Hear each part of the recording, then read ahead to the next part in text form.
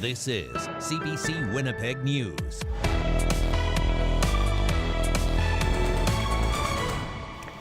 Good evening. Thank you for joining us. A history-making day in Manitoba. Wab Kinew sworn in as the province's 25th premier. He's become the first First Nation premier of a province in Canada's history. The CBC's Ian Fraze has the sights and sounds. Dancing, drumming, and lighting the kulak. A swearing-in ceremony unlike any Manitoba has ever seen. Murray Sinclair, a respected Indigenous voice, in awe. It really is Manitoba's true act of reconciliation. A new premier, Wab Kinew, the first First Nations premier of any Canadian province. My fellow Manitobans, today is a new day in our province. Today, a new era begins. And today, we get to work for you, the people of Manitoba. A swearing-in ceremony steeped in Indigenous imagery and fun. The best way to bless a space is to do the Red River Jig, everybody. On hand, Kinew's family, touched by what they heard and saw. Kinew's uncle Fred, a residential school survivor, placing a war bonnet on his nephew's head. Others made history too. Nahani Fontaine and Bernadette Smith, the first First Nations women in a Manitoba cabinet. Kinew says his 15-person inner circle will represent many walks of life. Deputy Premier Yuzoma Asaguera is Black, queer, and non-binary. Altogether, 8 people of color in cabinet, 7 who are women or non-binary. And I believe that this sends a message to every young person in Manitoba that no matter who you are, no matter where you come from, and no matter which barriers you have to overcome on your life's path, that the road to success is open for you. Kinew himself will be Minister of Indigenous Reconciliation. His role sends a message to Indigenous leaders. Our government will recognize you for what you are, the leaders of governments. Governments, just like the other orders of government in Manitoba, Canada, and across North America. Kinew's Education Minister, Nello Altamar, says reconciliation must start young. If I can paraphrase Chief Justice Sinclair, education got us in this mess. Education will get us out of this mess. One of Manitoba's present-day issues, homelessness, which Smith is passionate about fixing in her new role. She's Minister of Housing, Addictions, and Homelessness. I've had family that actually have been homeless themselves, and I've actually lived in social housing myself. After the ceremony, Kinew acknowledged fixing healthcare, making life more affordable, and ending chronic homelessness will be hard, but says his team will rise to the occasion. Ian Fraze, CBC News, Winnipeg. The new premier named his cabinet today, also made history with his appointments. Yuzoma Asaguera becomes Health Minister and Deputy Premier. As Ian mentioned, for the first time, 2 Indigenous women are members of Cabinet. Bernadette Smith is the Minister of Housing, Addictions and Homelessness. And Nahani Fontaine is our new Minister of Families. Adrian Sala is our Finance Minister, and Nello Altamar is assigned to the Education portfolio. The total cabinet number is 15. That's 3 fewer members than the previous cabinet of Heather Stephenson.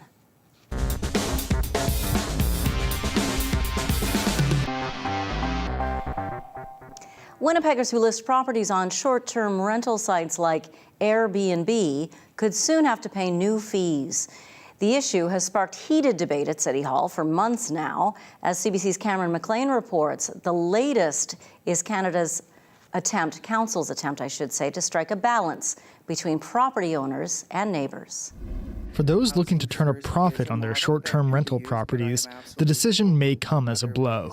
The city's Executive Policy Committee approved a package of new licensing rules yesterday.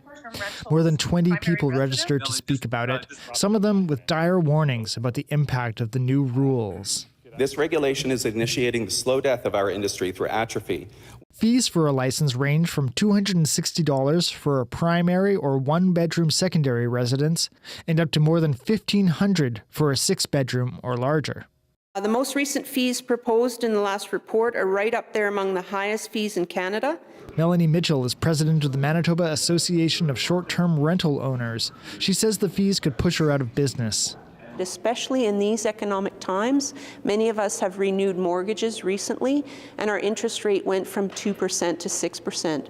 So we're already trying to figure out where that difference is going to come from. Short-term rental owners also raised concerns about a 30-day limit for bookings and requirements to post contact information outside their properties.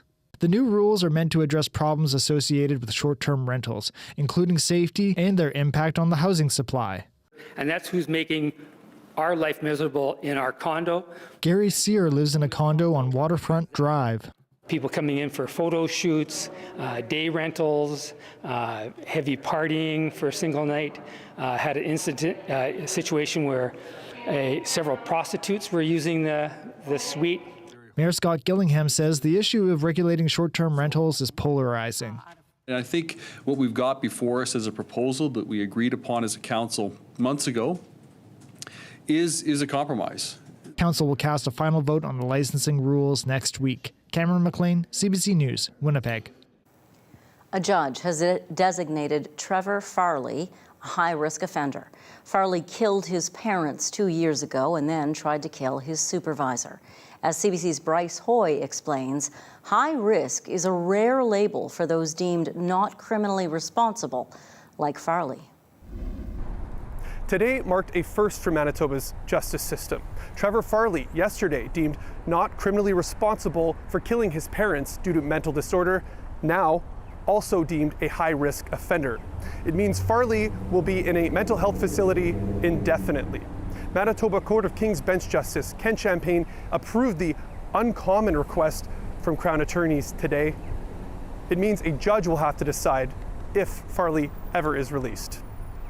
In the span of 3 hours on October 27, 2021, Farley killed his father, Stuart Farley, in Winnipeg, then drove to New Bothwell, southeast of the city, where he killed his mother, Judy Swain.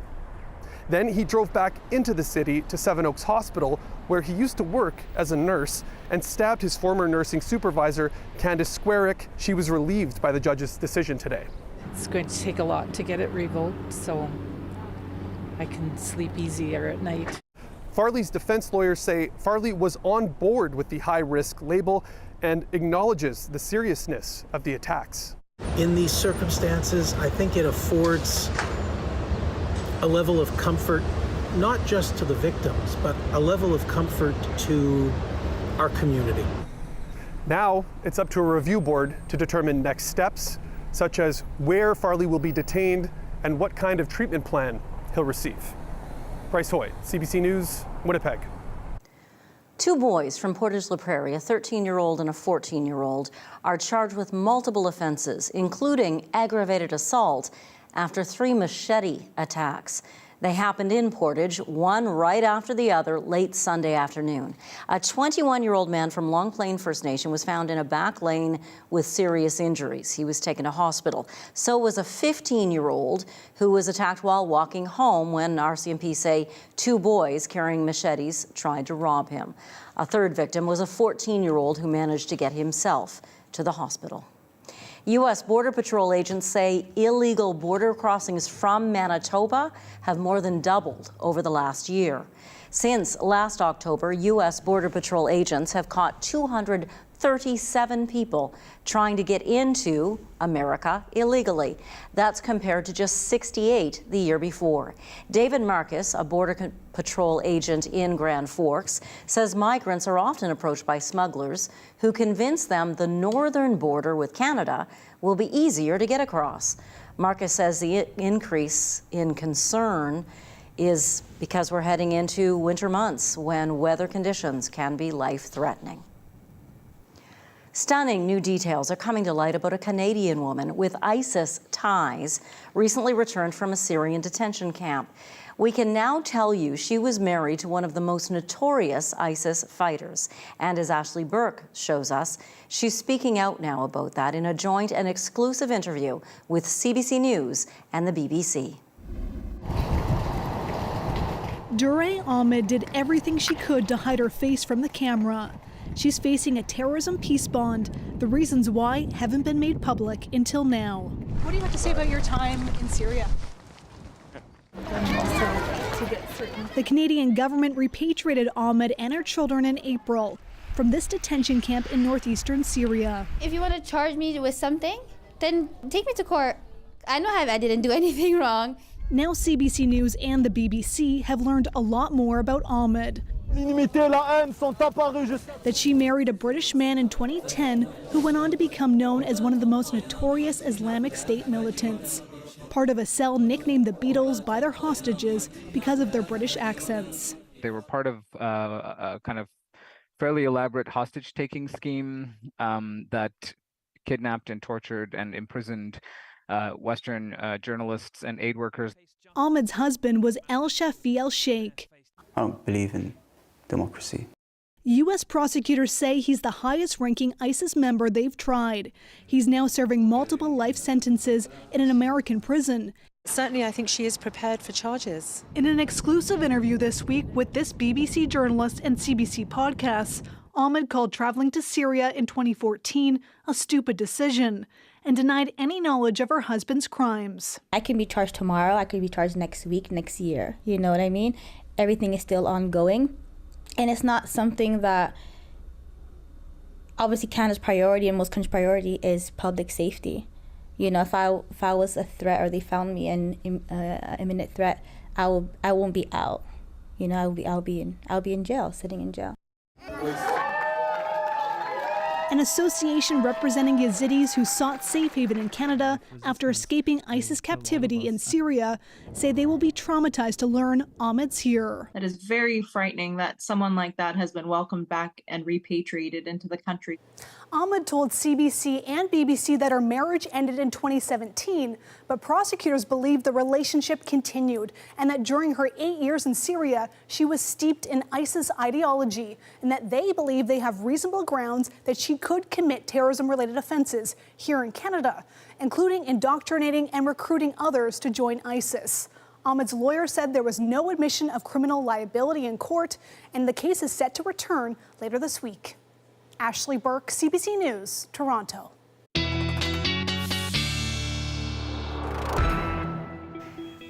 Meteorologist John Sauter joins us now on October 18th, where the high temperature was 18 degrees. That seems awfully warm for October 18th. It is, Janet. Normal high is 9. I often call October the anything can happen month, and we were just talking about this before going on, and I guess it was the 10th to the 13th of October, just 4 years ago, we had that ice storm. Did you remember the one that took all the trees out, broke all the limbs because the leaves are still there? Yeah, and my niece got married that weekend and basically wore a wedding dress with snow boots. So we're not dealing with anything like that. Might even wear shorts and flip-flops to the hockey rink tonight to play with the, So it is cooling down a bit. It's still mild out there. And later in the show, I'm going to show you a reality check in the 7-day forecast, but we'll wait on that one. Let's get to the current conditions. 15 right now, so sure, 18 earlier. How about, it was the 3 o'clock temperature. We've been dropping a degree in an hour here through the night tonight, and we're going to continue to see that temperature drop under the clear skies tonight with very light winds, and that could be a bit of a recipe for fog. I want to show you Futurecast first before we get into a visibility forecast, but as we head into the overnight, the clouds will start to thicken up again by morning, and I think early on Thursday is our best chance for a passing shower. By the time we get into the afternoon, we're seeing lots of sunshine out to the west through much of the Interlake and right on the edge of the Red River Valley by 4 p.m. So we'll be back into brighter skies late Thursday and early Friday. A few breaks in the cloud, but then watch what happens on Friday with another Little impulsive weather goes through. We've got some showers at around 10 in the morning. Go ahead a couple of hours, another little band of showers. This stretches right up into northern Manitoba, areas like Thompson, back into Lynn Lake on Friday afternoon, and some clearing again in the west. But behind that frontal system, the winds go absolutely crazy. Northwest 50 gusting to 70, and not just in the afternoon, on into Friday evening as well. It will be very windy. All right, visibility forecast as we get into early tomorrow morning. We're pulling up some visibilities pretty much Red River Valley and east of just 500 meters. So that's quite early. 5:30, not much of an improvement, not much fog out to the west. And then we go ahead to about 8:30. Now we're into the rush hour or through the rush hour, and we're still seeing very low visibilities. So patchy fog is what the term is, but certainly we'll need to watch the driving late tonight and early in the morning. Otherwise, partly clouded to just a few clouds overnight tonight, a low of 3, 4 degrees as the fog lifts and dissipates in the morning, and very light winds in the morning, and then we're back to 15 degrees with mainly sunny skies by about 4:30 in the afternoon. So much like you're seeing out your window right now. 15 again on Friday before those winds start to really cool things down. We'll be seeing a cloudier sky on Saturday at 12, Sunday 13. So still mild, but again, in the long-range forecast a little later, I'll show you some cooler temps by this time next week. Thank you, John. You're welcome. Up next, U.S. President Joe Biden has wrapped up his trip to the Middle East as the dispute over who's responsible for the explosion just outside a hospital in Gaza continues. We'll have the latest on the conflict after the break.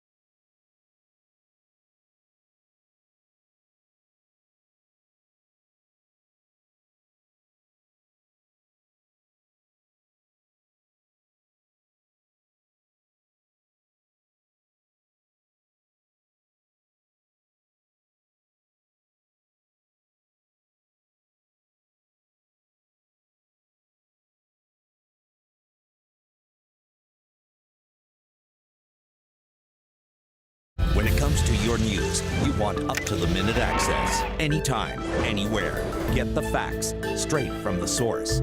Download the free CBC News app or visit cbcnews.ca for news you can trust.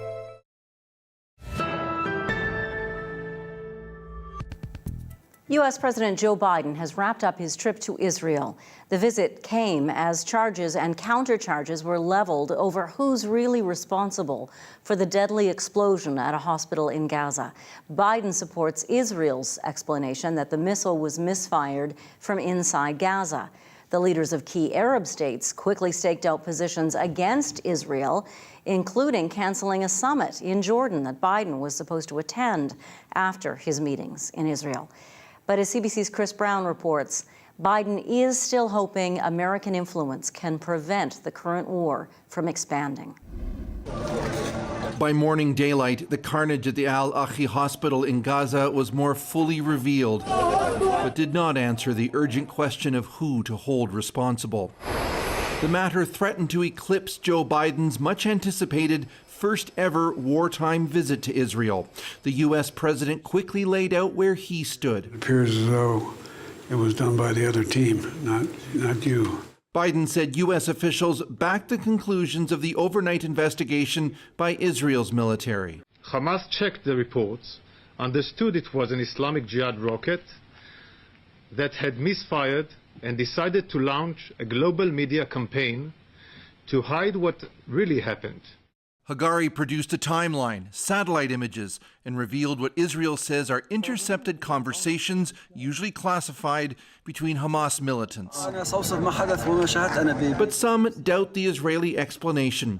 Dr. Fadel Naim was tending patients at the hospital when the explosion happened, killing up to 500 people, according to local officials, with many victims gathered outside waiting treatment or seeking safety. You don't accept that this was an Islamic Jihad rocket that... No. I am not a specialist, I'm not woman, but I see some videos from rockets come to Israel from our side.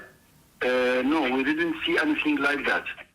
A key aim of Biden's visit was to provide comfort, sitting as part of Israel's war cabinet, with assurances that America's military might is nearby if other actors, namely Iran and its proxy Hezbollah, decide to help Hamas.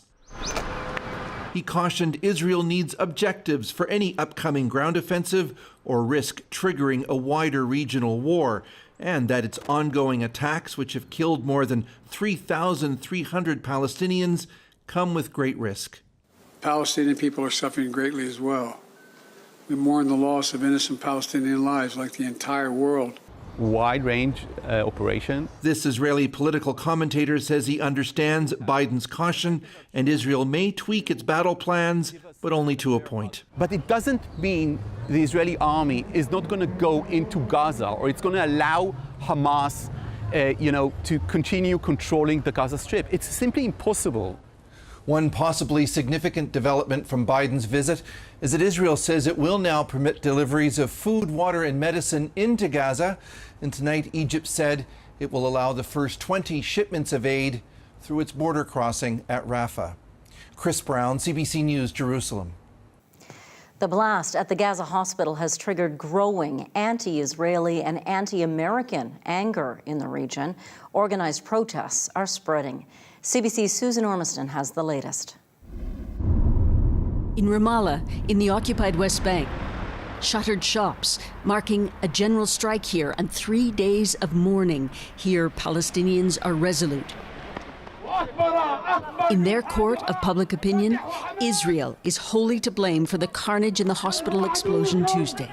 And I didn't sleep since yesterday. You didn't sleep? No, because how can we be normal? How can we sleep? How can we eat? How can we drink water? Haneen's life at 23 is on hold with this war. The Israelis say it wasn't them. They say it was Islamic Jihad. It's always like this. They always do this. They said we never did this, but they are the one who did this. No matter what Israel says or how it defends itself, that it had nothing to do with the hospital strike yesterday, this crowd in Ramallah doesn't believe it.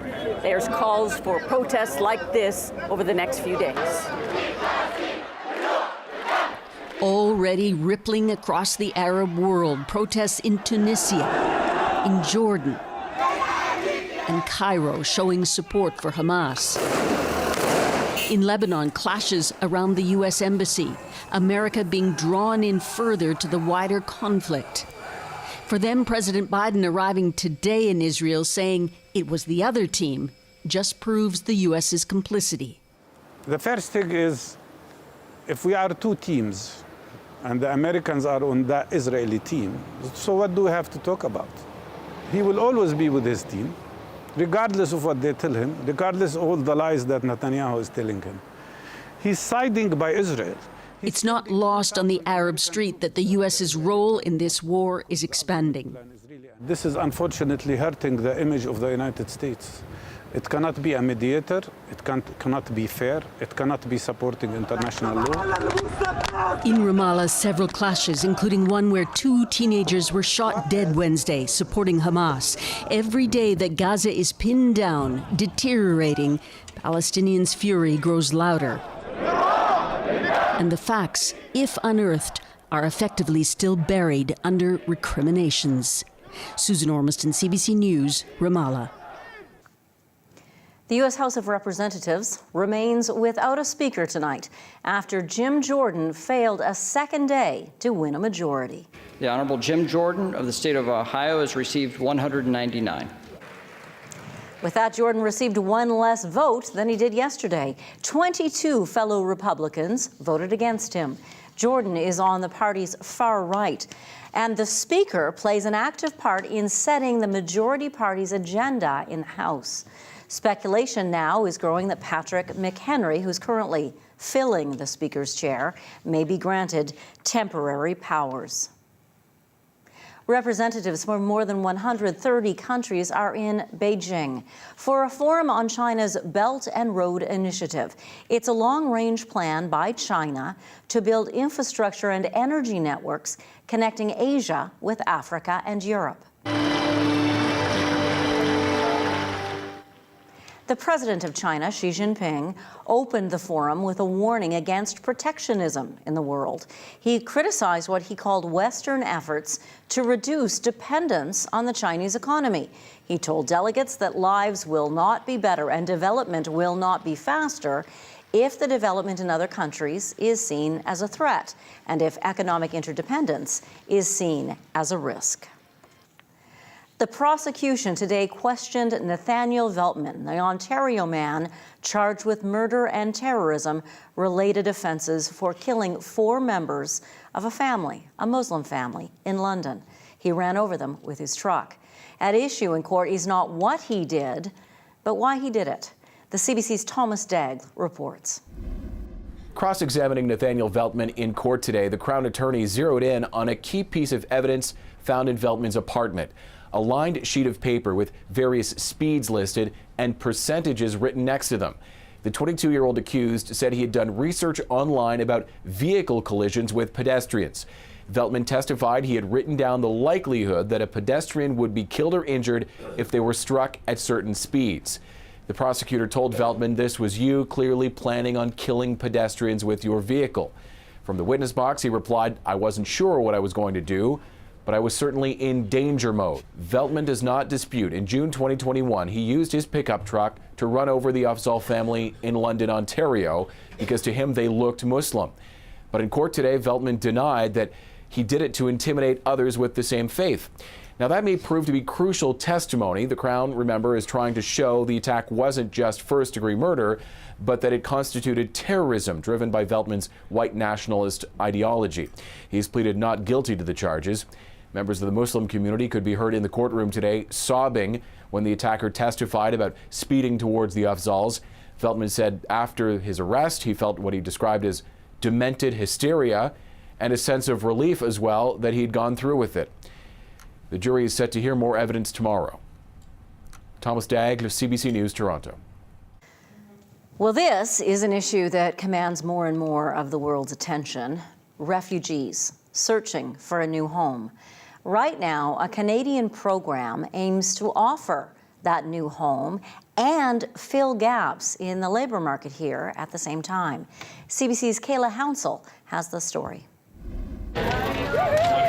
For half of his life, Abdifata Sabreya has been a refugee.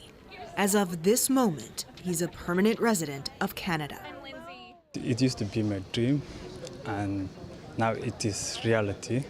Patricia Kamsor is here too, both about to be continuing care assistants at a nursing home in Nova Scotia.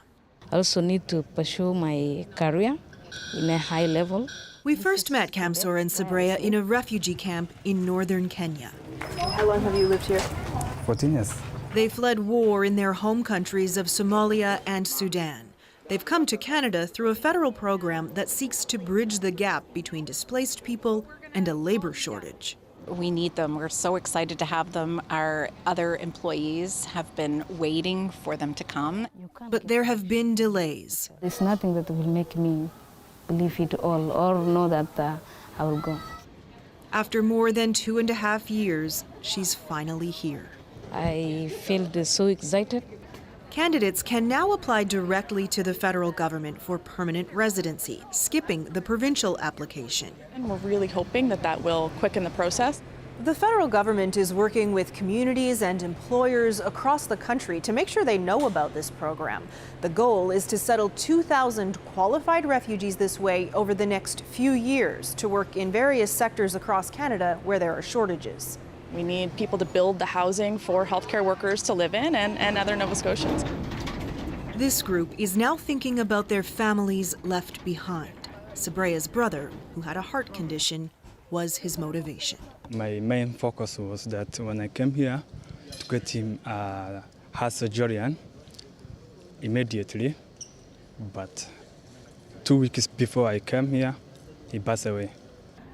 They are determined to learn all they can about Canada. They're called Timbits. And to get to work. Now we have an hour-and-a-half drive to Mahone Bay.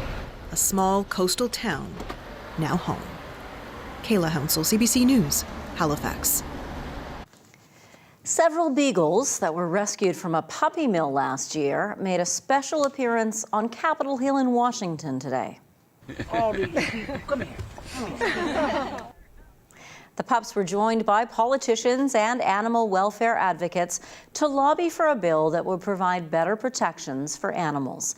The Better Care for Animals Act would allow the federal government in the United States to crack down on animal abuse cases, impose penalties, and take action against puppy mills. The dogs were among 4,000 rescued from an animal research company last year. All of them have since found forever homes. Coming up, a faux storefront display in Calgary makes a statement about the cost of buying basic necessities. More on how inflation is impacting people at the grocery store after the break.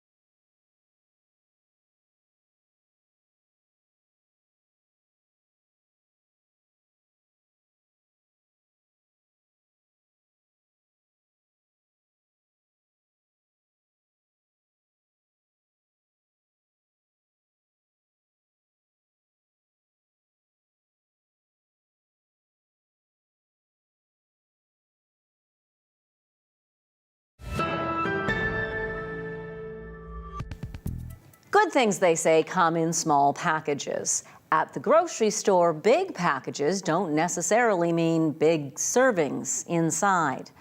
Amid a year of punishing inflation, that disparity is getting noticed. The CBC's Sophia Harris has this report on shrinkflation. After Ellen Newell bought 2 boxes of the same cereal for the same price, she noticed something was not the same. This one's taller, it's skinnier. The taller box, new packaging. The shorter box, old packaging, being phased out. But taller doesn't mean more. The new box has 12% less cereal. How could they do that to us? You feel upset, you feel deceived. It's called shrinkflation, when a company shrinks a product, but not the price or packaging, making it hard to detect. If I hadn't noticed this in the store, I absolutely would not have bought this box. Shrinkflation isn't new, but it's getting more attention as Canadians struggle with high grocery prices. Everything seems to be more expensive now, and by simply reducing the size of their products, people maybe feel like they're being tricked a little bit. CBC News went grocery shopping and found several cases of shrinkflation where the price hadn't changed. This box of crackers has shrunk by 10%, this mac and cheese by 11%, and this cake mix is now 13% lighter. Often companies say they shrink a product to offset rising costs, but there's a growing call for them to be more transparent about it. The average person, times are a little tough, and they need to be aware of where their money is going. And if their money's getting them a little less, you're officially getting taxed on your ice cream. Neil Chohan makes TikTok videos exposing shrinkflation. Have you noticed that Ben & Jerry's ice cream seems smaller? This is his latest target, but he applauds Ben & Jerry's for acknowledging online it shrunk its ice cream by 5% to combat higher supply costs. I think it's a great first step. This consumer rights advocate says one solution is for Ottawa to mandate companies alert customers when they shrink a product. They could have a specific label that says that the amount, the quantity has been reduced. Brazil already makes companies note recent weight changes on product labels. France has pledged to do the same. We are in solution mode to bring relief to Canadians. Facing pressure over high food prices, Ottawa says it will investigate shrinkflation, but no action plan as of yet. The next day, I went back to Walmart, and as for Newell, when she realized the older boxes had more cereal, she bought several before they disappeared. Sophia Harris, CBC News, Toronto. Now, the rate of inflation in Canada did slow down in September, but that doesn't mean prices are coming down. It only means they're rising more slowly. And that's leaving a lot of people in a tight spot when it comes to making decisions about what essentials are really essential, what they need to buy. A group in Calgary is trying to make that point with a slick new storefront. CBC's Helen Pike reports. There's a new luxury boutique in town. The window display is filled with things you just have to have, but maybe can't afford. It's not designer bags or perfume. For sale are eggs, bread, tampons, and toilet paper. This is a little bit of a tongue-in-cheek and a parody. Megan Reid is the executive director at Vibrant Communities Calgary. This is still a crisis, and even though some people have been able to adjust and get used to this, for more and more Calgarians, this is becoming very distressing. News that inflation has slowed is good, Reid says, but won't be a quick fix to stagnant wages and other high costs. This might make it a little bit better, but we probably won't see that for a while. Food, for example, is one of the biggest laggers when it comes to right-siding itself when inflation goes down. And so this is still a really pressing issue. Crystal Bassett with Poverty Talks says people like herself are choosing which essentials they can afford every month. Truthfully, you feel like a failure. I was told if I went to school and if I got a good job, ignore the tears, if I worked hard and if I got married and I did everything I'm supposed to do, which I did, I would be okay, and I'm not. I need people to listen. I need people to realize that we make a lot of money and we're still struggling. In all honesty, me and my husband have been together for 10 years. We make more now than we ever have before, and we are the brokest we've ever been. Unafford the Faux store will keep up this display until the end of October. While you can't get groceries there, Vibrant Communities Calgary hopes people leave with a little food for thought. Helen Pike, CBC News, Calgary.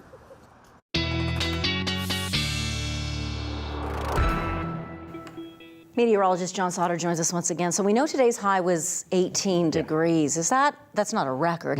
Not a record, but the record was only 5 years ago. 2018, we got over 20 degrees. Here's a look at the almanac, and I can go through some of the numbers. Look at the normals, 9 and -2. Last year we were at 4.5 degrees. We woke up in the morning to an almost -10. These numbers sound like it's from a different month, but this was happening last year. The record is 23.6 back in 2018, and in the last 24 hours, of course, we did have that little sprinkle of rain that went through. Across the country, it is mild. In the western sections of the country is where the air is really, really warm. A little bit of this 20-degree air will make it over into southwestern Manitoba tomorrow, but southern Saskatchewan, much like we were doing today, 20s in Edmonton and Calgary, 16 in Kelowna, Vancouver at 13. You would expect that for this time of year. And down across into southern Ontario, we're looking at 14 right now in Toronto and 12 in Ottawa. So, yeah, it's just lots of clear sky here as we head into the nighttime. You can see a little hint here of some showers. That's a weak frontal system that'll move into our region as we head into tomorrow. Your forecast for Manitoba is coming up.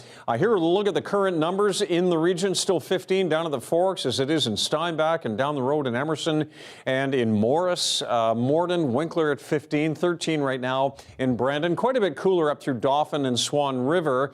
Barons River at 10 and across the north, single digits, but still mild for this time of year. And some sun and some cloud across the north through the day today. Most of the cloud is on the western edge of the province. Cloudier as well back through northwestern Ontario today. Tonight you're going to expect cloudy skies and some patchy fog through areas like Kenora and Fort Francis. Some evening drizzle in Dryden before you get some patchy fog. And we'll see some of that fog in southeastern Manitoba, including the Red River Valley, Steinbach out through the White Shell regions and down into Sprague tonight. We're seeing numbers that are a little closer to the seasonal normal. There is a chance of an overnight shower up around Swan River, a low of 3. And then across the north, showers overnight. Thankfully, temperatures are staying above 0 in the west. A cloudy -2 in Thompson, 1 in Churchill for a low, and -1 in Island Lake. And then tomorrow, we've got a few showers in the west, but mostly in the morning around Flin Flon, and only about a 40% chance in Lynn Lake. Otherwise, clouds and Thompson at 9, Norway House at 11, 4 in Churchill, and a sun-cloud mix in Island Lake and a high of 6. Here in the south, we're looking at just sunny skies, and look at these numbers. 20 around Dauphin tomorrow, 19 in Swan River.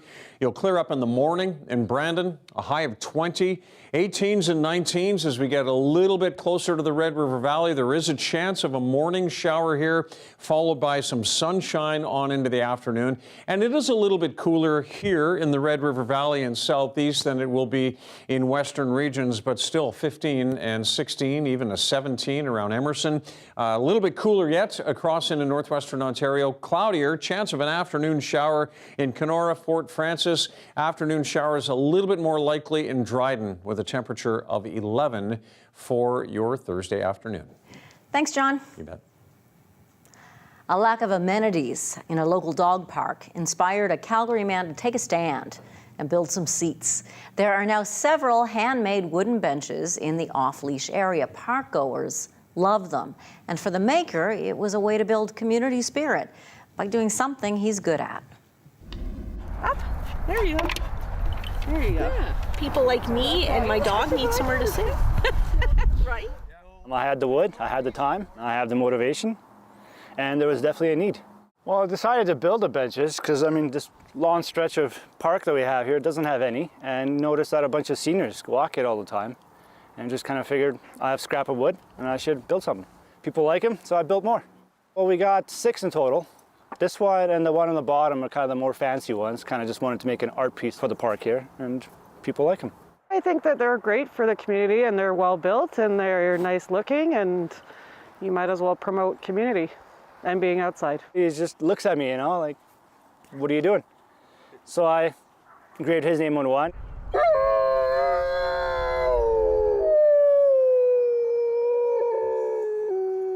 Figured, you know, the best way to keep them here without people stealing them is to engrave something on them too, right? You know, you make it more personal.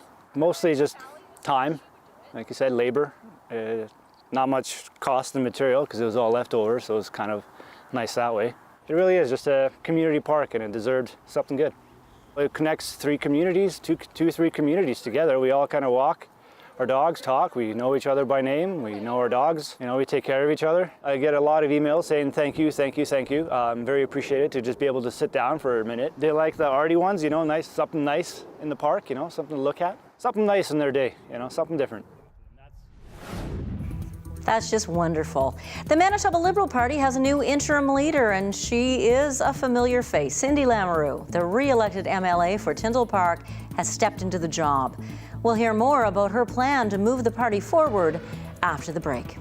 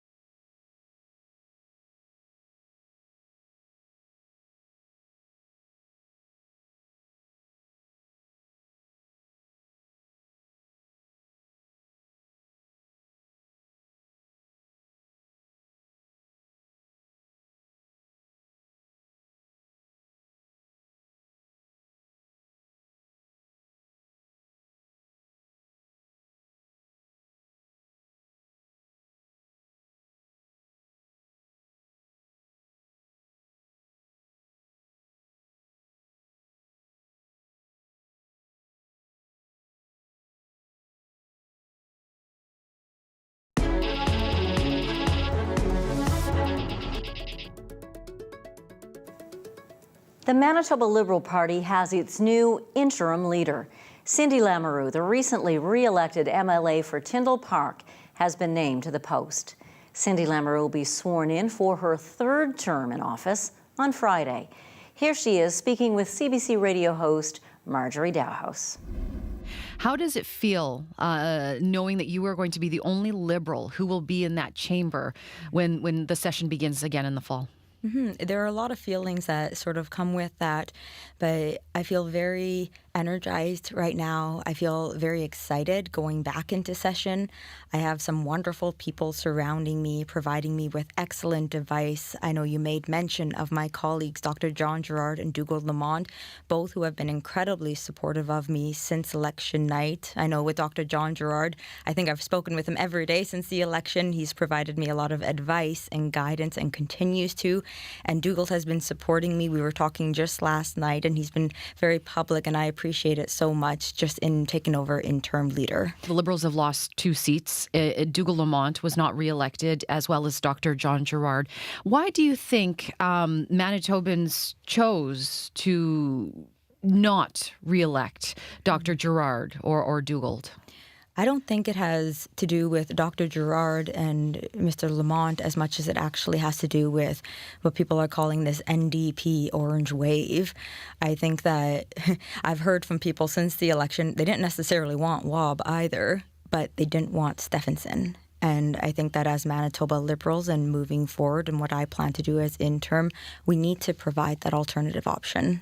So moving forward now, what does this mean for you in your approach on how you will approach your position there as the only Liberal? Have other parties approached you as the lone Liberal in the chamber? Other parties have approached me, but nothing that is out of the norms at this point. I try very hard to have relationships with every single MLA, no matter the party stripe. I think it's important that I can work with whoever is in government, whoever is the minister of the portfolios. And so I go out of my way to develop those relationships. And I think because of that, we've had lots of communication already. I also know that this is not new. I'm going into the legislature, yes, by myself, but I can reflect to whether it be John Gerard or a woman who I deeply admire, Sharon Carstairs. She was the lone in the Manitoba legislature. And if you reflect back to 1986, when she was alone, she actually grew the party to 20 seats over the course of 2 years. This has been done. This isn't new territory. But do you have any plans to become the permanent leader of the Liberal Party? I'm not going to comment in regards to my future as a potential permanent leader at this point. I think it'd be a little bit premature. What are you looking forward to the most about getting back to business at the Legislative Assembly? I think that's exactly it. It's getting back to business. You know, everyone has been in full-blown campaign mode, and now the dust is starting to settle a little bit, but the emails, the phone calls, the walk-ins into the constituency office, that hasn't stopped throughout whether it be the campaign period or the last couple of weeks. And I'm looking forward to finding out who the different departments are going to be so I can continue advocating on behalf of my constituents. And I'm excited to be able to take on not only Tyndall Park, but all of Manitoba. I want to learn what else is happening throughout Manitoba. Dowhouse speaking with Cindy Lamoureux. John Sauter's back with your 7-day forecast after the break. Then we'll bring you a daily lift that will get you thinking. How could you represent your city? We'll be right back.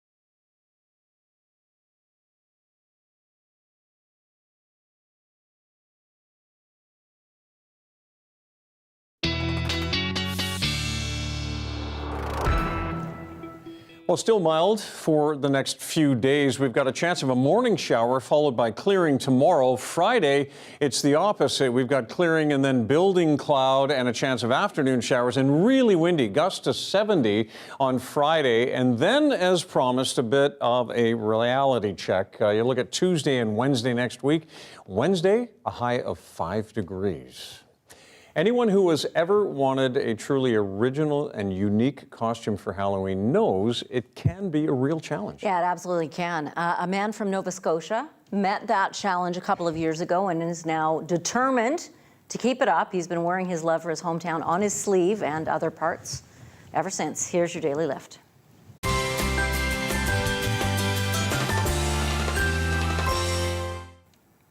Colin Hughes has been designing and making Halifax and Nova Scotia themed costumes since 2021. He was the ferry that takes people back and forth between Halifax and Dartmouth, the town clock, there he is. And he's also been the wave costume, which is, a sculpture. Yeah. Oh, look, office towers. Look, he is downtown Halifax. Well, he calls it becoming Halifax. That's Citadel Hill, by the way. Oh, okay. So John, for Winnipeg, give us ideas. What do you come up with? A couple of ideas. A Slurpee, right? Okay. Or you could yes. you could have 2 forks, like the forks. Got it. Oh, Portage and Main. Yeah. We're thinking you could have like the street signs and then like glue your hair back and all your clothes. It's very windy. Very Confusion windy corner, indeed. I think you mentioned that. I've been Arrows confused going about that ever since I moved here. Thanks for being with us. See you tomorrow. Happy Halloween.